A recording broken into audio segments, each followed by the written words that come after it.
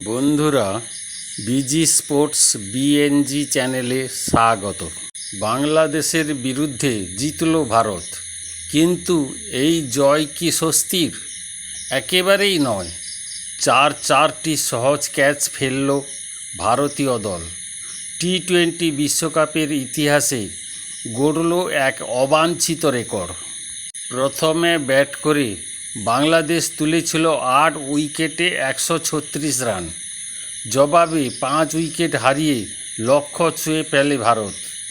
স্কোরবোর্ডে জয় এলেও মাঠের পারফরম্যান্স কিন্তু উদ্বেগ বাড়িয়ে দিল। ম্যাচের শুরু থেকেই ফিল্ডিং ছিল ভারতের সবচেয়ে বড় সমস্যা। পাওয়ার প্লের মধ্যেই 4টি ক্যাচ ফেলেন ভারতীয় ফিল্ডারেরা। নন্দিনী শর্মা, স্বস্তিকা ভাটিয়া এবং রাধা যাদব কেউই সহজ সুযোগ কাজে লাগাতে পারেননি। মহিলাদের টি-20 বিশ্বকাপের ইতিহাসে প্রথম দল হিসাবে প্রথম 5 ওভারে 4টি ক্যাচ ফেলার নজির গড়ল ভারত।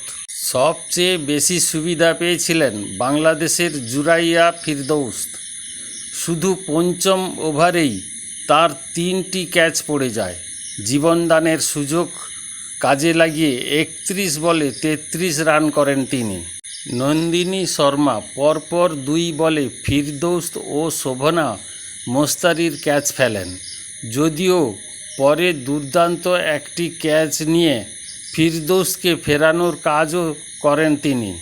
ফিল্ডিং ব্যর্থ হলেও বল হাতে লড়াই চালিয়ে গিয়েছেন ভারতীয় বোলারেরা।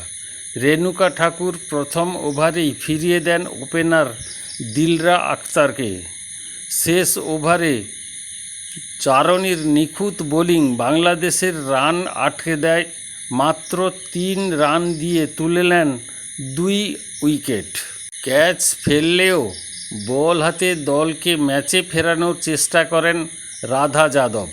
28 রান দিয়ে 3টি গুরুত্বপূর্ণ উইকেট তুলে নিয়ে বাংলাদেশের ইনিংসকে বড় স্কোরে পৌঁছতে দেননি তিনি। 137 রানের লক্ষ্য খুব বড় না হলেও ভারতের ব্যাটিংও খুব স্বস্তিদায়ক ছিল না।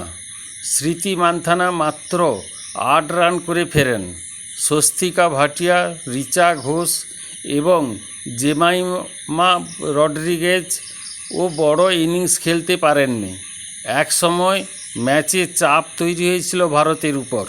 সেই পরিস্থিতিতে সামনে থেকে নেতৃত্ব দেন শেফালি ভার্মা। মাত্র 34 বলে 50 রানের দুরন্ত ইনিংস খেলেন তিনি। তার ব্যাট থেকে আসে 8টি 4 এবং 1টি 6। শেফালির আগ্রাসী ব্যাটিংই ভারতের রান তাড়াকে সহজ করে দেয়। শেষ পর্যন্ত হরমনপ্রীত কৌর ও দীপ্তি শর্মা অপরাজিত থেকে ভারতকে জয় এনে দেয়। কিন্তু এই জয়ের পরেও প্রশ্ন থেকে যাচ্ছে, এমন ফিল্ডিং আর অনিয়মিত ব্যাটিং নিয়ে কি অস্ট্রেলিয়ার মতো শক্তিশালী দলের বিরুদ্ধে টিকে থাকা সম্ভব? আপনার মতে ভারতের সবচেয়ে বড় সমস্যা কোনটা? ফিল্ডিং, ব্যাটিং নাকি দল নির্বাচন?